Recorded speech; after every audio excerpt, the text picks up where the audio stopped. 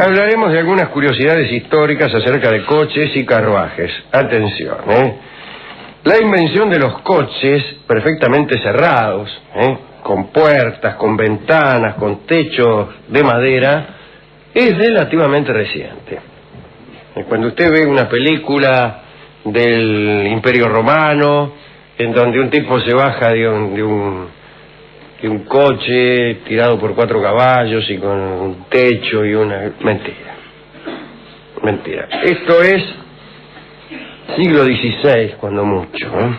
Antes de esa época, las personas distinguidas viajaban, eso sí, en litera, que eran vehículos para 1 o 2 personas. No tenían techo aquellas literas, pero sí tenían 2 varas, y por ahí eran llevadas por personas. ¿Vio esos carritos? Ahí sí los romanos iban mucho en eso, Sentaditos los tipos, adelante un ñato llevando y atrás. Yo me voy a comprar una también. ¿Sí? Una litera, sí. ¿Para 2 o para 1? Para 2. Y voy a salir a pasear con mi novia en litera y le voy a pedir a 2 amigos que... ¿Algún patobica, esos que amigos suyos? Esos amigos fuertes que tengo, que me lleven la litera. Claro, entonces, cuando quiero parar o cuando quiero ir más rápido, asuso a mis amigos con un pequeño flagelo que me he comprado, un látigo, y supóngase que amigo. Que tiene que tener buen físico, Tiene que tener buen físico. El palo. El nene de Marcama, por ejemplo. El nene de Marcama. Es ideal. Adelante. Sí. Entonces digo, nene. Y le pego un latigazo. Es medio percherón el nene. Y el nene me dice, está loco, vas a ver cuando me toque a mí, porque después... usted se turna. Es un día cada uno. Un día me lleva él y otro día voy yo. Se van cambiando, mirá. Claro. Sarasa. Huella, guay. Qué lindo tener una litera con 2 buenos amigos, uno adelante y otro atrás, y llevar en la litera una dama. Y presumir, bueno... Esta litera te dará idea de mi poder económico. Y ahí le pega uno un latigazo al amigo de adelante. Metele que no llegamos a la película. Bueno, el capitán no va a poder, pues está prohibida la tracción a sangre. El nombre coche parece haber sido tomado del verbo francés coucher, porque estas nuevas comodidades daban la posibilidad de acostarse dentro del habitáculo. También están los que dicen que la palabra deriva de una voz alemana, Gurge, que significa lecho de reposo, como todos sabemos. El 23 de febrero de 1519 hizo su entrada en Barcelona el nombre de don García de Toledo junto a su esposa Victoria Colonna. Iban en un magnífico coche que, según dicen, sería el primero de Europa. Poco después, en tiempos de Francisco I, en París, había solo 3 carruajes. El de la reina, Margarita la hermana, el de Diana de Poitiers, que era la amante del hijo, y el tercero pertenecía al noble René de Laval, quien en realidad tenía un coche porque no podía ir a caballo, porque era muy gordo. Esos eran los únicos 3 coches que había en tiempos de Francisco I, es decir, 1520 y tantos. Allá en el 1600, carrozas y carruajes ya había por todas partes. Y esta moda produjo algunas consecuencias curiosas. La primera es que las calles europeas no estaban dispuestas para aquel tránsito. Y casi todas las ciudades sostenían todavía su aspecto medieval.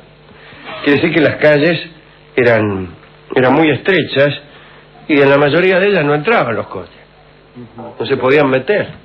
Eran más angostas las calles que los coches. Quedaban encajados entre la pared y había que empujar. Había también en Francia, eso sí, algunas calles señalizadas, pero otras presentaban el siguiente inconveniente. Eran anchas en algunos lugares, pero después se estrechaban, de suerte que los cocheros quedaban ahí atorados y no podían salir ni para atrás ni para adelante. proliferación de nuevos coches era tal que los caminantes protestaban, desde luego, ante el peligro de verse atropellados. Lo que pasa es que la aparición de tantos carruajes fue abrupta y no se había desarrollado una atención conveniente para evitar la sorpresa. Bueno, todavía no se ha desarrollado. En las ciudades había muchos accidentes porque los transeúntes miraban para cualquier parte y venía un tipo con un coche, con sus caballos, se lo llevaba por delante y eso provocaba muchas quejas de quienes no poseían coches. También había no solo coches arrastrados por caballos, sino también literas arrastradas por bueyes, o por lo que uno podía. Además, desde luego, con tanto caballo y tanto buey, había mucho estiércol, mucha bosta en la calle.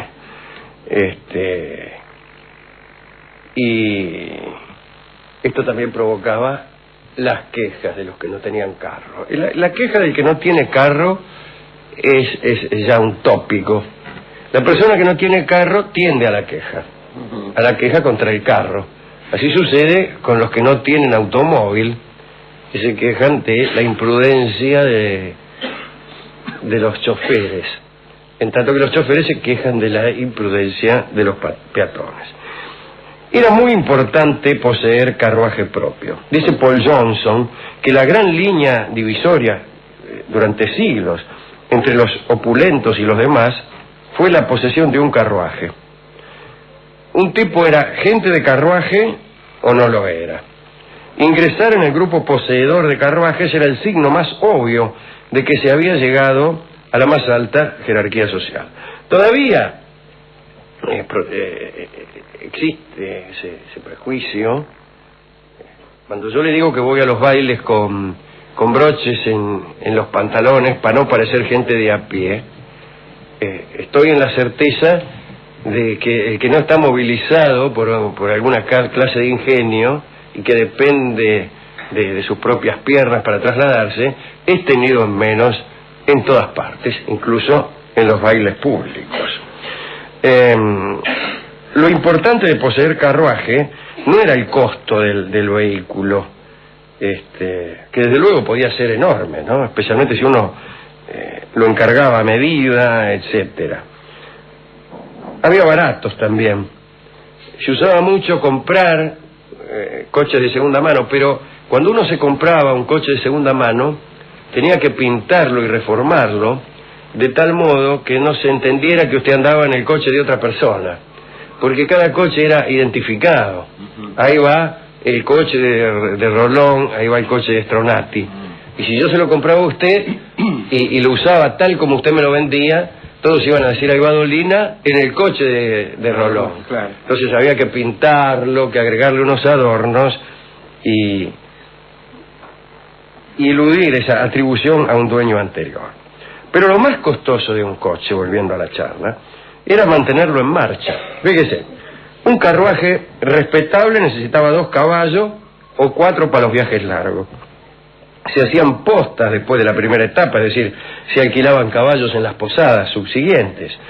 Si uno conservaba los propios, tenía que darle descanso cada 2 o 3 días, con lo cual, desde luego, se retrasaba. Se requería entonces un establo, 1 o 2 palafreneros, y además ningún caballero, y mucho menos una dama, conducía su carruaje, por lo que se necesitaba de un cochero. Mucha gente en relación de dependencia. Por otra parte, el cochero era un empleado con cierta dignidad, un criado superior y en consecuencia costoso de mantener. Jamás el cochero se rebajaba a realizar la tarea de los palafreneros y mozos de establo. Los que tenían coche en la ciudad necesitaban también un lacayo que iba atrás del vehículo para estabilizarlo. Se iba moviendo con elegancia cuando el coche giraba, como hacen los tipos que van en moto en el sidecar. El lacayo, cuando evitaba la fuerza centrípeta, o mejor, centrífuga, claro, la centrípeta no molesta tanto como la centrífuga, que te deja contra una pared, moviendo el cuerpo en dirección opuesta a la fuerza del giro. Parece que hay una historia graciosa con los lacayos, cuyo protagonista es Alejandro Dumas, el padre, ¿no? Alejandro Dumas padre, que era un tipo muy vanidoso y era mulato, era un tipo muy morocho y era muy famoso, pero había poca gente que lo conocía. No eran las cosas como ahora, que la foto de los escritores aparece a cada rato en la chacra. Y entonces, como no podía pagarse un lacayo, iba él mismo atrás, él mismo que era morocho, y hacía bandera de tener un lacayo negro que era el mismo. Cerraba bien el coche y bajaba las cortinas y él iba atrás de la calle. Está bien eso, ¿eh? Otro trabajo del lacayo consistía en bajar cuando el carruaje se detenía, desplegar una pequeña escalinata y abrir la portezuela con una reverencia. Así, ¿no? Un detalle curioso, un carruaje apropiado no tenía picaporte del lado de adentro, porque la nobleza no estaba acostumbrada a abrir puertas. Siempre había uno que se la abría. Mirá vos. Si una dama iba de visita a algún sitio, el lacayo era quien bajaba primero y golpeaba la puerta con el llamador. Vaya, dice, golpéele la puerta ahí. El golpe de los lacayos de carruajes era siempre el mismo. Según Johnson, sonaba como 2 tresillos rápidos. Bueno. Entonces todos decían, es el lacayo. ¿Quién es? Dice, el lacayo del señor Chateaubriand. Dígale que no estoy. Tener que guardar el carruaje, digo, por no usarlo, ¿no? O peor todavía, venderlo, era signo inequívoco de decadencia o fracaso. Todos hablaban, pobre Rolón, ha tenido que vender el carruaje. Se lo vendió a Dolina. Contemos para terminar algunas reglas extrañas que se dispusieron para los dueños de coches. Felipe III de España, allá por 1611, ordenó que solo podían transitar en carruajes los que tenían licencia real, una especie de registro. Pero fíjese, las mujeres solo podían ir dentro de los habitáculos con el rostro descubierto, de manera que se las pudiera reconocer. Nada de andar, sí, tapándose la cara con un abanico, o con una máscara, o con un velo, no. Desde afuera, todos tenían que reconocerla, para evitar esa cosa de... Ahí va Dolina con el carruaje de Rolón y la mina de Tronati. Sí.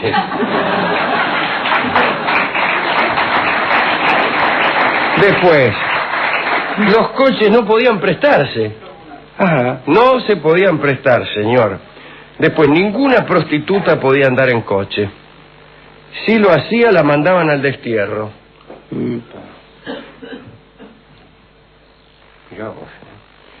Y finalmente, los hombres con licencia solo podían llevar a sus esposas, hijas o madres. Jamás podían andar con otra mujer que no tuviera ese lazo para evitar, según se decía, los toques imprudentes. ¿Cómo? Y entonces todo esto que yo acabo de decirle, de trasladar a una dama a los efectos de iniciar una conversación y una relación o algo... No, en aquella época no hubiera podido. Ahora sí. Ahora se permite, ahora usted no está obligado a llevar a su madre, a su hermana o a su hija en el coche. ¿Está seguro que fue abolida esa disposición? Sí. Y digo yo, había que llevar a todas juntas, a la esposa, a la madre y a la hija. No, solo con ir. ellos podía ir. Sí, pero a las 3 juntas. No, por separado también. Pero solo con ella. No podía ir con su hija y una amiguita de la nena. ¿Y con una novia que se está por casar? Esta. ¿Una novia la suya? prometida. Sí, ¿por qué no? No, tampoco. ¿Y por qué no, señor? No, porque era una señal de Es mi intimidad muy prometida. grande. ¿Qué? No, hasta que no se case, no. Así que Vaya solo, entonces. es tardío entonces la aparición de los romances en los coches. Es todo tardío. La antigüedad clásica no conoció esto, pero ni por casualidad. Ni por casualidad. Los carros que había eran carros de guerra, o carros de carrera, o carros de fruta. Mirá, ¿dónde cree que llevaban la fruta? Había carros, ¿cómo no va a haber carros? Pero eran carros. ¿Y en el carro del verdulero usted podía llevar una dama? Me imagino que no, tampoco.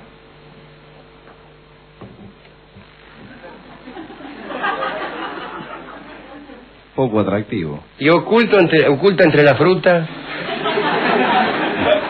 ¿No ve que no se puede ocultar el rostro de una dama en un coche? Ya lo dijo usted, no, tampoco. No, Ni pero no es con un fruta. coche, es un carro con fruta. Ajá. Y bueno, mire, si no lo descubren, llévela, ya que tanto quiere llevar una mina en el carro, llévela, pero si lo No, descubren... no la llevo nada, ¿para qué? Usted todo prohíbe todo acá, Claro, amigo. Claro. ¿Quién le va a ir a revolver la Oculta fruta? entre la fruta, llevé a tu hermana. Le regalo ese comienzo.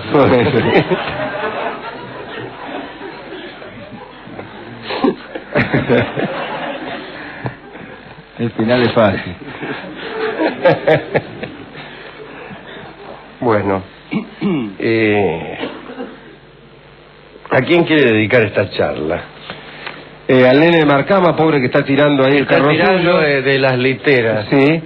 Y después a las pobres chicas estas que no podían subirse al carro, ya sea por no ser hijas, madres, esposas, hermanas, o Claro. por ser prostitutas, que estaban condenadas a ir caminando a todos lados. Sí.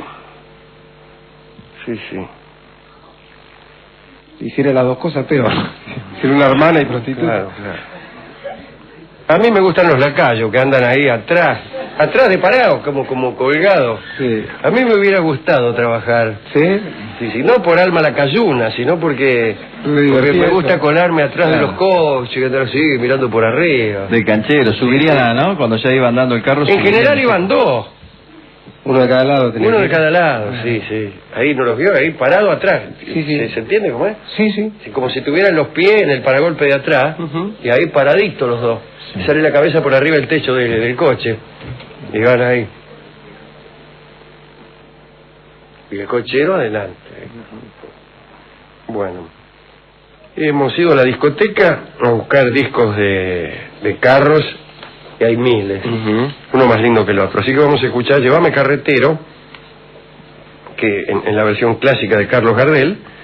El carretero de este tango es un carretero hosco, es un carretero poco amigable, que no dice nada.